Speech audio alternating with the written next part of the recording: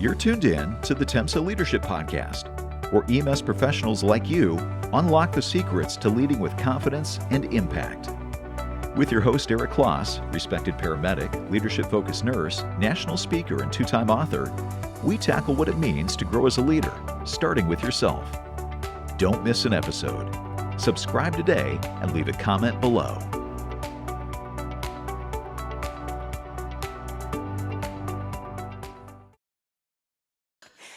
Joyce, thanks for joining us for a few minutes today. Well, you're welcome. Thanks for having me. I know you're busy, and you've let us set up here. This is the third year, I think.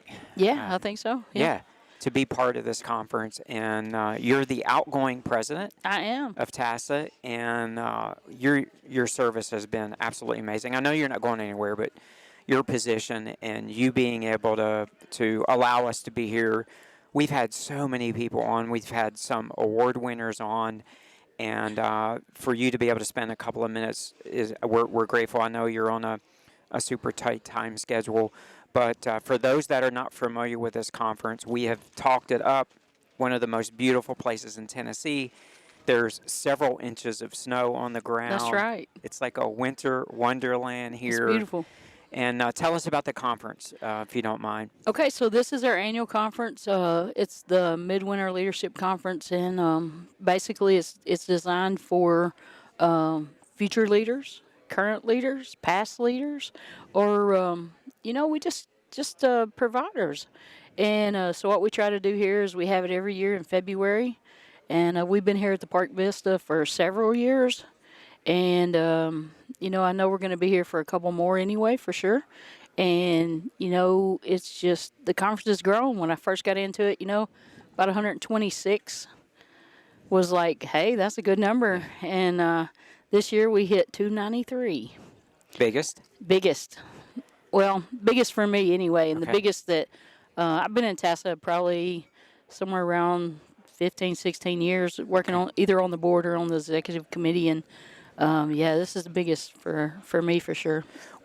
What do you think Joyce, you're a very successful leader in the West Tennessee area in an executive position. You've been doing this a long time. You've been part of the industry. And why do you think this conference is becoming so popular? We've met several people that this is my first time.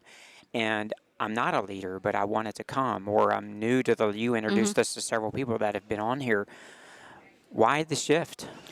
I think a couple things. For one, we are providing, not we as in TASA, but we as an industry, are providing leaders with information, and they get just a little bit of information.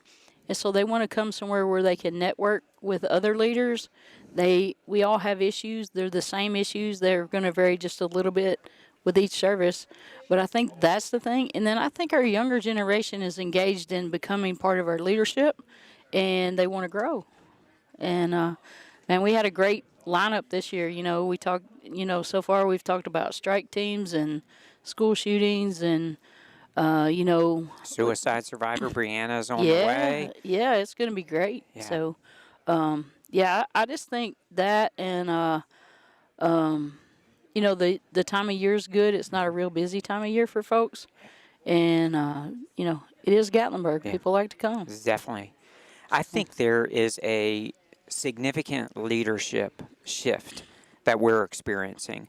We're all part of that, right? Regardless of the organization. Right. I think people are hearing the word leadership and they know that it means something. I was reflecting back earlier about what was the first time that I heard leadership, and I realized, like, this is no joke. Like, we are leaders and we're leading in this industry, but kudos to you all for doing the work that you do, getting the caliber of speakers that are here, that are pouring in, and people wanting to come, in the room being full, and that's wondering, wow, there's no more people that can fit. What an amazing problem to have. Last night at the awards, it was such an emotional event. I don't know if I've ever seen the room so full. And you presented a couple of awards, and it was just a very, very powerful moment. And what do you think about this the leadership change in the younger generation that is coming up, because they're going to be replacing us. We've all had this conversation. In 10 years, this industry is going to look different. I personally feel the momentum is on the way. It's happening right now. Tell us your thoughts on that. So I think the thoughts before is maybe somebody from my generation or the generations before us. Sometimes we wanted to hold the secrets to the kingdom. Mm-hmm. And moving forward, I know for me personally, I've figured out that I have to grow my replacement. And you can't be afraid to teach somebody something. You have to teach them because they are the future. And the good thing I think about the folks coming up is they love sharing their knowledge. They do. And so I think that's the shift you're going to see, is you're going to see that it's not about one person in charge. It's like, okay, I need to make sure that somebody is going to be able to take care of the shop while I'm gone and not have to worry about it. And they enjoy their family time. You know, they probably don't sleep with their radio on like I do. So I think that you're going to see the shift in that there's going to be a lot more broader sharing of information than what probably happened in the times when I was coming up. I'm trying to adapt and try to learn from them, because, you know, we all learn from each other, and there's something that each person who desires to be in leadership, whether they're from the beginning or whether they're older in the process, we can learn from everybody. And so I think that's going to be the shift. And I think it's happening. I really do. And you all are on the forefront of this. You really are. You do an amazing job.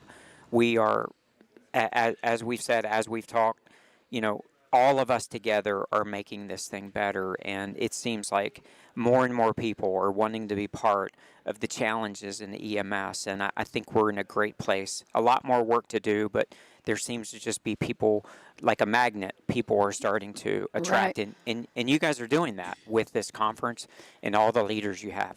Yeah, I think so too. But I think what's important too is we have incorporated partnerships with other, for example, all of us getting together, TEMSA and TASA, and now we got the new professional association, all of us getting together and working for a single cause, and that's the betterment of EMS. It's not about what TASA can do or what TEMSA can do. It's about what we can do as a team. Yeah. And I think over the last few years, we've showed that teamwork is working, and I look forward to many more partnerships collaborate together. The leadership pre-con that you guys did earlier, it was great. I've heard great things about that. So I just think, you know, not having silos and being a team. Well, it's working, and we are honored that you let us be part of this, and you guys add so much value to the state.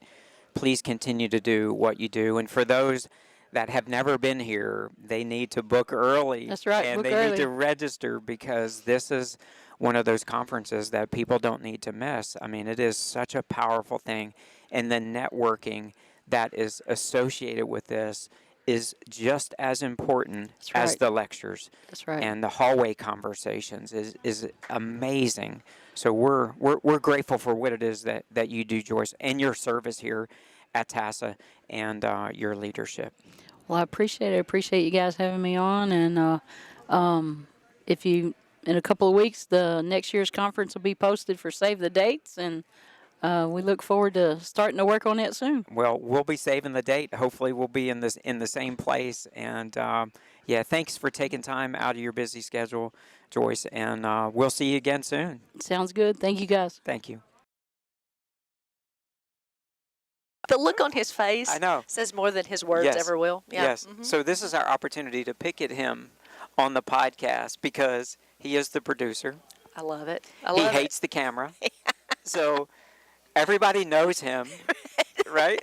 So it's very funny. I get people to say, yeah, I'm glad you talked about Lee. And I'm like, I talk about Lee. There's a lot of things that I say that I can't say on recording. Right. I love it. Love it. He keeps us straight. We're grateful. Yes, very grateful. Yeah. Well, thanks for joining us. Thank you. This is a big deal, like this conference. I was talking to Joyce a few minutes ago, almost 300 people. Wow. And it's beautiful here. It's snowing, and a lot of leaders here, and it's just been, we did our leadership pre-con, and for those that don't know you, you're the president of TEMSA, the organization that we are part of, and this has been an amazing 2 years. It has. And it's been fun. It has been really fun, and I'm so glad that TEMSA and TASA are in such a great partnership, that we roll out our leadership classes at TASA last year, and then this year the different iterations of those classes. And Joyce and I had a great conversation yesterday that we want to continue to be partners in whatever class, whatever meeting that looks like. We have made such great strides for EMS and both of our organizations' minds that we want to continue that. So we're excited to be here.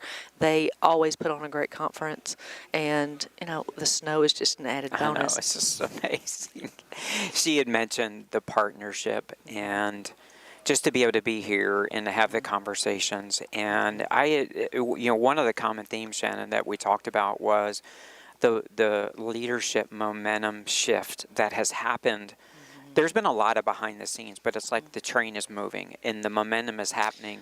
And it's like this momentum thing is real, where the more we do this, the more people that are wanting to be part of it. And that's probably the thing that keeps me coming back, year after year and being part of this. And it's just a very I've never been more excited about the industry. Well, it's amazing to me. The more that this is done, the more that is being presented, the more people that I have call me and come up to me at conferences like this and go, "That is really good. That is what we need. I want to be a part of that." And I know that you have had those same conversations, and it re-energizes me. I know that the leadership committee that is doing these classes, y'all are working really hard and putting a whole lot of hours and blood, sweat, and tears into it. But when you hear something, that's right. It's making a difference. It is making a difference, and I'm getting those kind of comments both from young providers and the older, wiser providers that have not had anything like this in the past, and they're really appreciating it. It's just great to be part of it. There's a lot of us involved, and that's, for those that are not aware, when the idea came about the podcast, the common theme was this cannot be about one person.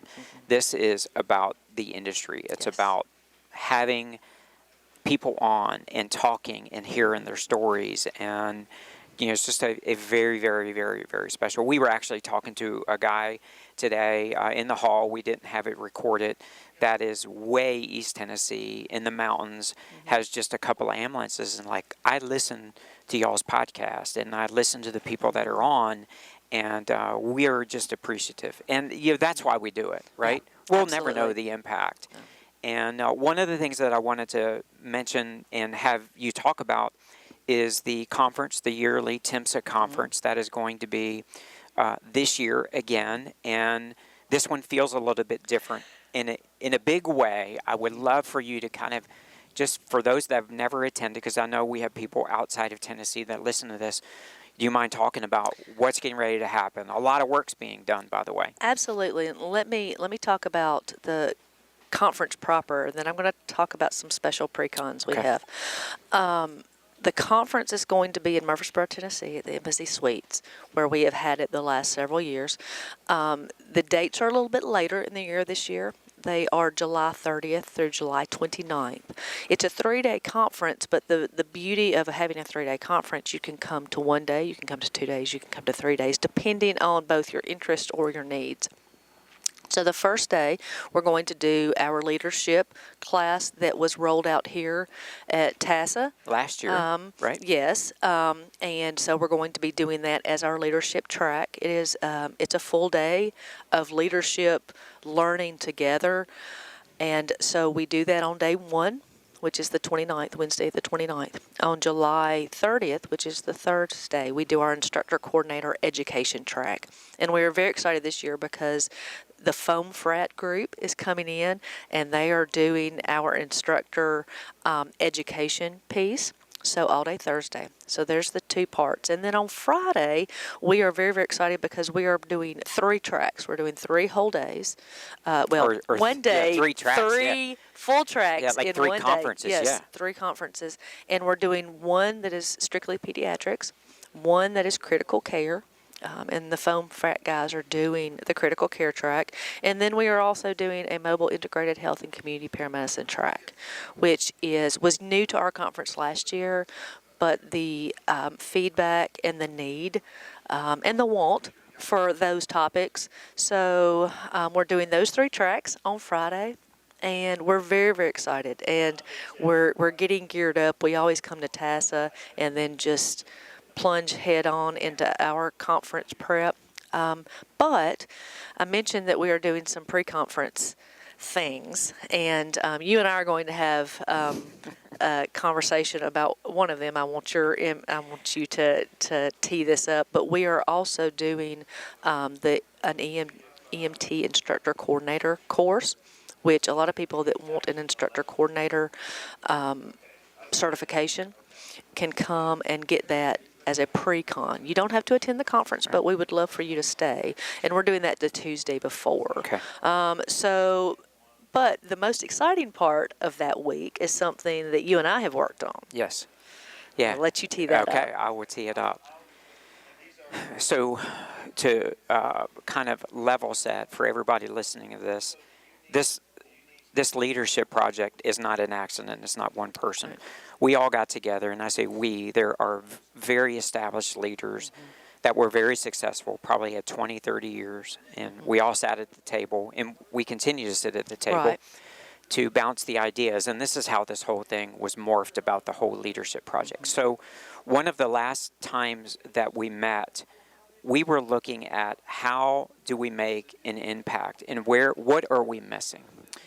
And we all stewed on that and just sort of just asked the question and for months, really, just thinking about it.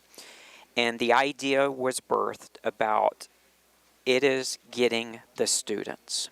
It is introducing the leadership concept to the students and giving them an opportunity to be successful because they were told how to be successful. And one of the things that I think excites me about this is the group that is committed to come together. The agenda is loosely put together, but we have speakers that have agreed to do this for these students. And some of the things that we're going to talk about is leadership, right? Professionalism. We're going to get the individuals that are associated with the state board and some of the cases that actually come to the state board in the discipline, and how to stay out of trouble. Not that we're heading for trouble, but sometimes we don't know what we don't know. And we're going to talk about those pieces that are going to propel our students to understand that they don't have to make a mistake that they didn't plan on making and then find themselves like, whoa, I wish I would have known. So this is that conference to put together. These are the things that we wish we would have known that we're going to teach them. Absolutely. And it's exciting to me because in school they're learning so many things. Absolutely. And they don't have time to get down into the things that we're going to talk about. That's right. The leadership and how the Office of EMS for the state works, and like you said, we don't know what we don't know when we start out, and even into our career, unless you have unfortunately dealt with the state board on one side or the other, you may not know what to expect if you go in front of the state board. That's right. For whatever reason, For right? whatever It's not reason. always No, because not, of an issue. It's not always a bad thing, but sometimes if you have a great idea that you need to present, you're going to be looking at the state board, and so we want to demystify what goes on at these board meetings. If you've never watched those meetings, it can be a little scary. It can be a little intimidating. So that's a piece of it. Growing ourselves, both as leaders and providers and just people in general, human development, and not from an A&P side of it, but just you're getting into a profession where we want to give you tools. That's right. And this student conference, and it's going to be a one-day student conference. We call it a student conference, but we're kind of targeting not only those students, but the providers that have only been providers That's right. a year or two. That's right. New providers. New providers. We don't want to pigeonhole people, but we also want to emphasize that this is not going to be the same old EMS conference. This is a great learning opportunity, and so I'm very, very excited about doing this and having the opportunity with you and Lee and the group that is really drilling down and saying, what do we need to present? I think this is going to be fantastic. There's a lot of people talking about this, and yes, so there's a lot coming to this. We can't give exact specifics because it's developing, but we know it's going to happen. It is. And we just think it's going to continue to get larger and larger through the years, and I'm fired up about it. It's going to be fantastic. It really is. You have gotten me very excited about it. The more we talk about it, the more excited I get. And I want to make sure that everyone listening is watching for this. Once we have everything open for registration, we're going to send it out through the services, through our EMS consultants, through social media. We're going to blanket the state with this information. So I don't want anyone to think that they've missed it. We will have all the information on the TEMSA website as well. So I want anyone that has any desire to attend, I want them to have that information. Yeah. And for the services, those individuals that you hire that don't have any experience and they're in that 1 to 2, like this is the individuals that need to be there. Absolutely. And it changes the culture. The culture is changing in EMS, and we're all part of it. And we are honored that you spent time with us today. You know, you are in the official president role, but one of the things that we value about you is that there are so many leaders that are around you, and you empower all of us, and you do an amazing job, and we're grateful for everything you do, Shannon. You're too kind. I surround myself with people that are much more capable than I am, and you all make me look very good. So thank you for your hard work on all of this, and the TEMSA board and our leadership team throughout the leadership classes. Y'all are rock stars. We couldn't do it without you. Well, we appreciate being part of the team. Thanks for joining us. Thank you so much. First responders are the backbone of our communities, but often funding restrictions leave stations without essential resources. That's where Serve Strong, Corbin Scott Goad Memorial Foundation steps in. They understand that not every response is a rescue, which is why they focus on ensuring first responders are well-rested, physically fit, mentally strong, and equipped with the resources and education they need to save lives. Serve Strong is dedicated to filling in the gaps for first responders, addressing needs that stations might not be able to cover. The foundation exists because of the compassion and professionalism of first responders, witnessed firsthand in the midst of tragic circumstances. If your department needs support, or if you want to support their mission, visit servestrong.us. That's servestrong.us. Serve Strong, Corbin Scott Goad Memorial Foundation. Because when we're strong, our communities are strong too. Don't miss out on the first ever Serve Strong Bash, happening Saturday, October the 4th in Fairfield Glade. Save that date. Serve Strong, Corbin Scott Goad Memorial Foundation, filling in the gaps for first responders.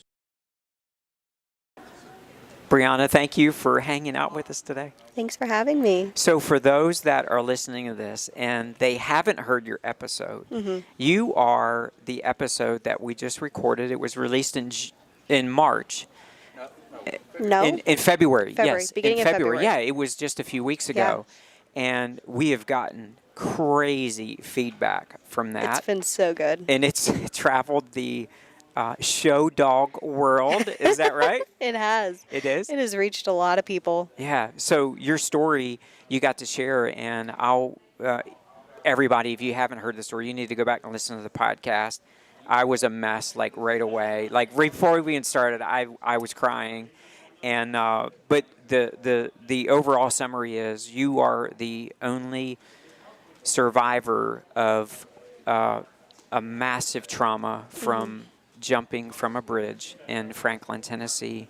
42 people, unfortunately, have died. You were the only survivor. And you shared your story. And you shared your story here with almost 300 people. That's amazing. And how was that experience like for you to be in front of a group of care providers? It was so special. And when I was preparing for it, I got really emotional. I was preparing and reading through it, and I thought about, how hard all these people work and how much they see, and I felt a lot of responsibility that I wanted to do a good job because I wanted to honor them well, and I wanted to properly thank them and recognize them for all that they do. And Is this your first time talking at a medical conference? yes. So I'm going to ask you, this is great. We didn't have a plan on this, but I want to dive a little deeper in this. So you became emotional thinking about the impact of what it is that they do. Had you ever thought that way before? I mean, I've always felt a great amount of appreciation and gratitude for everything that the first responders and all the medical teams do. But I think really sitting there and thinking about, okay, I'm going to talk to people that could have been in the EMS truck and people that were on the life flight, and just thinking about the gravity of that really hit me. Yeah.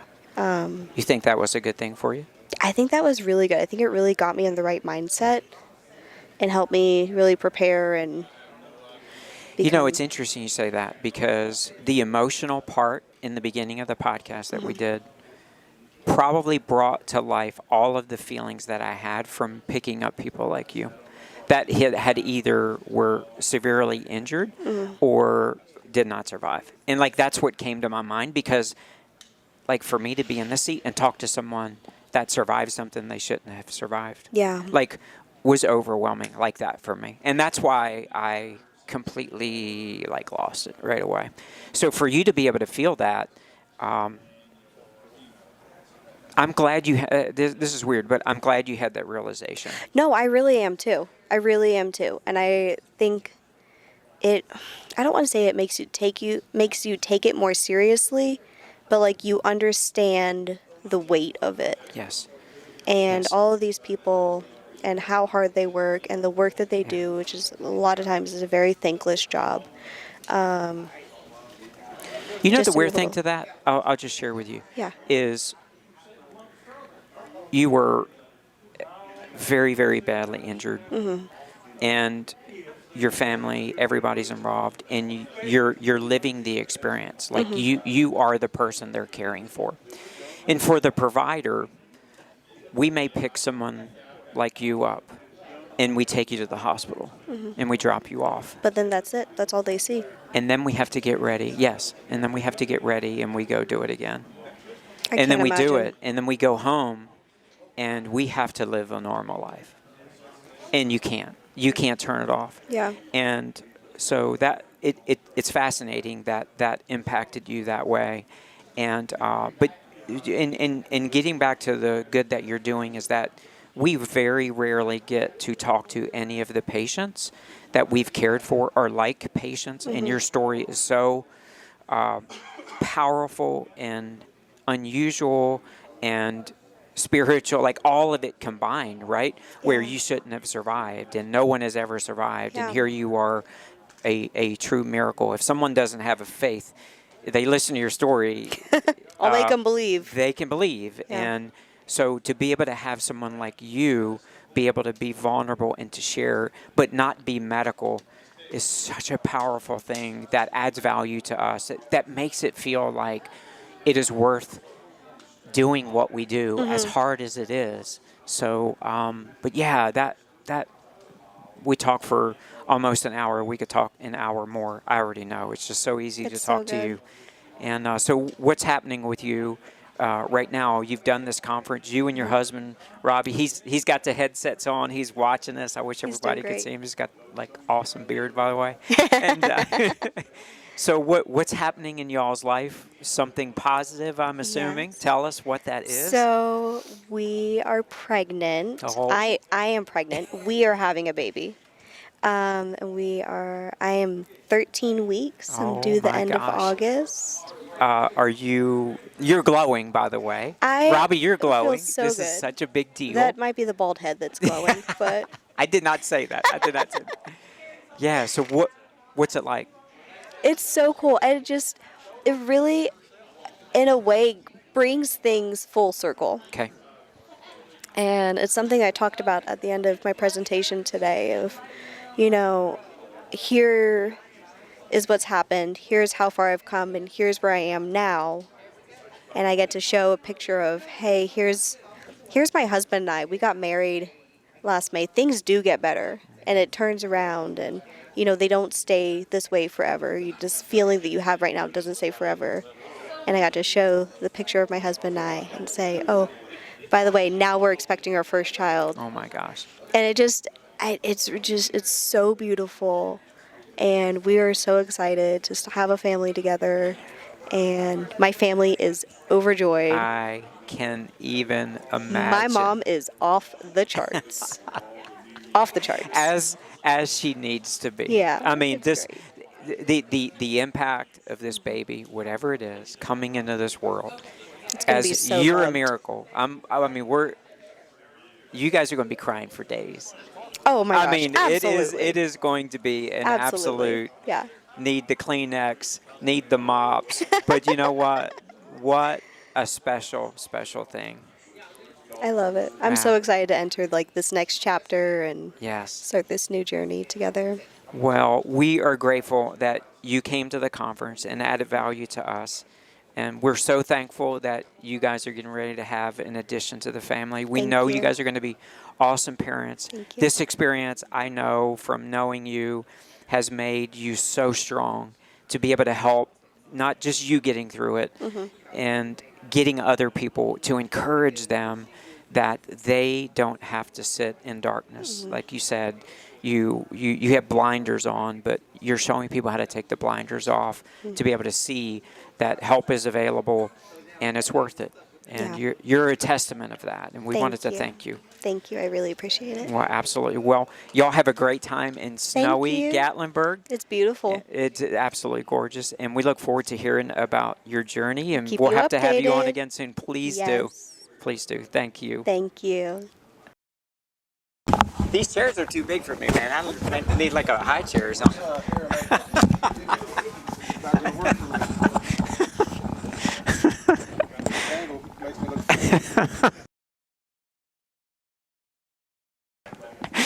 Oh, man. Did anybody else come up here with you? My wife and son are here. Gotcha. Okay. Yeah. That's awesome. Yeah, I can hear. Can you hear? All right. I can hear you great. Okay. Can you move your mic in just a little bit? Yeah, I'm trying to sit here. That's the problem right here. Yeah. I'm tethered. Okay, there you go. Okay. You have a little more. You want it behind you? No, I'm going to sit up a little bit so Okay. I don't look so fat. Lee, I can't hear Fred as good as I can hear myself. I know that sounds weird. I can hear you great. I can hear you a little better. Can you hear me better? I can hear you better. I can enunciate more. You didn't come in to listen? Golly, that hurts me. I thought for sure I kept looking for you. I thought he doesn't care. You know what I did? What leadership quality is that? I did peek in, and I was like, all right, I'm watching you. Oh, man. You didn't do this last time. That's why I looked fat in the last video, and I had terrible hair. That's why nobody watched my damn video. I did get 2 people said they watched it and they liked it. Okay, in there? Mark's, somebody from one of the agencies, since I've been here. Yeah. Well, that's awesome. So, hey, that's 2 people. Are you recording? Okay, that's good. Oh, great. I was fixing to ask you if I had a booger before you started. I guess that's recorded too. I'm getting fired today, I think. I think like every time we do one of these episodes, I'm wondering, oh man, am I going to say something out of line? Yeah. That's the leadership part. There's 15 or 20 or 30 maybe % more added to their size on these things. And you got these chairs that make you look so small sitting in it, and me, I just consume the entire thing. I told Lee I need like could you a high chair. Could y'all bring a couch for me, please? Something that makes me look smaller. All right, I'm not a comic. Let's just go. I hope I have my meal ticket in my pocket now. Fred, thanks for joining us. Absolutely, Eric. It's always a pleasure. Oh, you are no stranger to the podcast. We did one of the most powerful episodes with you talking about your experience with the school shooting. It was important. It sure was. And it was emotional, as you know, and us talking about that. You're here at the conference, and you presented for a couple of hours on that, and something certainly needed. We've already done a podcast on that, so we're going to talk about something much more enlightening and a little bit more upbeat. So we're going to dive into some leadership stuff. Yeah, I'm not sure leadership is much more upbeat. It depends. It seems to be pounding me pretty hard lately. But, yeah, I think it's a good topic, though. I think it's important. Yeah. And we keep talking about it. Yeah. So you had shared something with me earlier, about leadership, and this is the beautiful thing I think about this, Fred, is that for me being able to be in the seat and learn from people like you, and for people really around the country that are listening to this now, being able to learn from someone like you. For those that don't know you, your EMS career is decades, and you are in an executive role with Metro Nashville Fire Department EMS Division Chief. And you have a lot of years. I mean, this is a big city, and there's a lot of calls, and there's a lot of leaders, and there's a lot of dynamics. And you have done exceptionally well. And for me to be able to know you and watch your journey, and it's just awesome to call you friend. So we appreciate your service. But for those that don't know you, kind of tell us a little bit about, what you've done and your role and what you're responsible for, because it is a lot. Well, it's interesting. I appreciate the introduction. You're the second person today who's pointed out that I'm in antiquity, and so thank you for that. Just because I've been around a long time doesn't necessarily make me old or wise. I'm 35 years as a medic now, so I think we are in these seats together, right? Well, we certainly could be. These are huge seats. Anyway, yeah, thanks for that introduction. I started this a long time ago. I think I got out of nursing school and paramedic school at the same time, around 1993, July of 93, I think it was. And I did it initially because I wanted a job that was exciting. Yeah. And that I could grow in. And that's it. But then I started doing things and making a change in people's lives that were noticeable. It was palpable, the things that we were allowed to do that a regular citizen couldn't do or would never do. And for me, then it became a passion. What can I do more to become better, to have a greater impact? And there was ups and downs. There was journeys that I don't want to ever repeat, but it formed who I am. And there was these victories that you'll never, ever forget either, because you gave somebody a shot at their family, at life, at experience that no one else was there to do. So that's how I got hooked into the system. It completely shapes you. I think your first experience was like, whoa, this is like, this is not TV anymore, like the power of that influence. What was your first leadership role? Do you remember? Probably in nursing. One of the hospitals, I was the emergency planner for the hospital. Really? So that gave me a perspective for what it was like post pre-hospital, right, in the hospital setting. And what happens to that patient after they get there? What happens to the crews when they leave there, and how they feel about their whole experience, and also what are the hospitals doing to prepare for an emergency or a disaster? Sure. And so that gave me that was probably my first leadership role. Okay. Right. And then with the Nashville Fire Department, I was a street medic for a long time. Yeah. I loved that. I like getting Did you start your career at Metro? Yeah, no, I started in Macon County, Tennessee. Okay. Started there, and it was a very, very small service, but loved every second of it. I'll never change out that experience if I had the opportunity. And then I went to Sumner County, Tennessee for a while. Loved that, and I thought, man, that big city's calling me. And so applied. I was fortunate enough to get the job, and I've loved it ever since then. You know? What was your first leadership role in Nashville? So not accounting for the fact that I worked at our training academy as an instructor, I kind of felt like we were empowered a leadership position with that, but it wasn't official. Okay. But I did get promoted to district chief as a field operations chief. And that was my first active, true leadership position with Nashville Fire Department. I think that was in 2016. In 2016. Yes, sir. I spent about a year and a half, 2 years doing that, and they asked me to go back to the training academy to lead the top position there for EMS training. So I went back in that position. Training is so important. I mean, if you don't have that, it's the crux of who we are and how we continue to grow and become better. And technology, you know how it always changes. So that was important to me that I was able to go back there and be a part of that growth. And then the opportunities occurred. I made assistant chief, was able to start my career at headquarters, made commander, and then finally to the position I hold now as deputy director. Yeah. This leadership thing is no joke. It's challenging, isn't it? It's no fun. Yeah. Whoever said leadership is fun didn't study their material. Yeah. And look, no, I'm kidding a little bit. It could be fun. It can be fun. It is rewarding when you see change, but it's a huge responsibility. Yeah. For anybody who thinks that leadership is the pinnacle that you want to achieve, understand what role you're getting into. It's not just being called the boss and making maybe a little bit more money. Right. It's about the responsibility you carry for your division, for the people surrounding you. And I believe strongly that my position as a leader should be to teach other leaders to be leaders, who then need to teach people underneath them to be leaders. At 2 o'clock in the morning, I won't be there. If I'm on vacation, I won't be there. So who have I empowered? Who have I taught? Who have I allowed to grow? Yeah.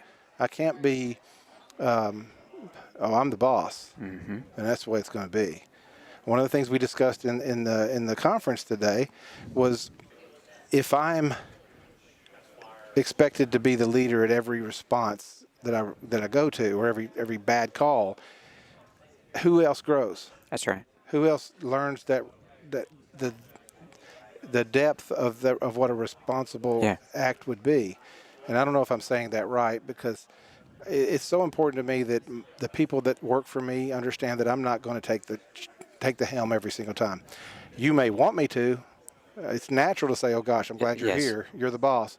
But you need to continue doing what you're doing. You're doing a good job, and I will be a support person for you. That's true. I think, Fred, that is a true testament of someone that is secure in their leadership role, because they understand that things got to go on. I mean, you're in an executive, top position, but you can't be there 24/7, and we need to duplicate our efforts. And that is, I wanted to ask you this too, because there's so much depth to what you just said. Is in Tennessee, with all the leadership stuff that's going on, there seems to be a momentum shift where people are understanding that leadership does matter. And it's not one person. It's not a title, where it takes multiple leaders in an organization to be successful. How have you been able to duplicate leaders within an organization that is, you guys have, if I'm not mistaken, close to 500 EMS personnel? I think we're around 430 now. Okay, 430. That's a massive service. Most people can't even comprehend. You have a lot of layers of leader. How? What is some advice that you can give us to empower leaders that are not in an executive role but are frontline and leading? What is your strategy for that? Because obviously, Fred, it is very successful on what you've been able to do from some of the crazy calls, the school shooting that you've talked about. So what is, what is your theory? What is your mechanism for that? So, thank you for that question, because it's an in-depth question. I think it's like peeling an onion. There's a lot there. Yeah. But this goes back to my whole history. I had the opportunity, the fortunate side, to learn how to be a leader from those folks who weren't such good leaders, because you can learn That is from powerful. That is very powerful. and probably more so from that aspect. I don't want to be like that. I don't want to do that. I don't want to, and those who were great leaders.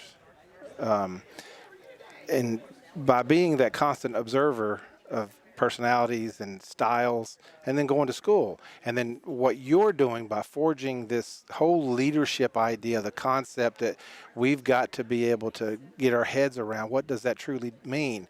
It doesn't mean that I'm the lucky guy that got the promotion. I may be a terrible leader. I just may be adept at talking to council and getting resources and that sort of thing. Just because I'm the boss does not make me a good leader necessarily. But what I've learned is the people who are subordinate to me, if they're the ones who are going to be frontline responders, if I don't trust the fact that they can be a leader, then I've got the wrong guy or girl in that position.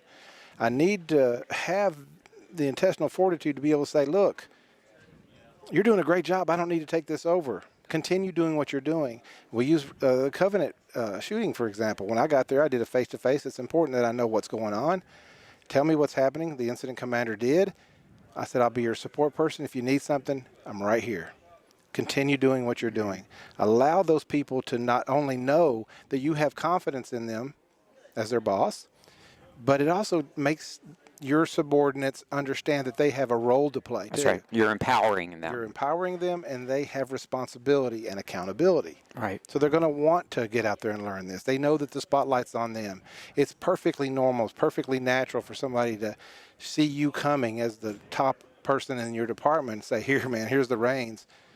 Because it's a lot of the shooting, big wrecks, mass casualties, or even smaller things. It can be nerve-wracking and scary. But we train, and we learn to become leaders through training, and we know that we have to step up to the plate. But they also are empowered to empower the people that are subordinate to them in position.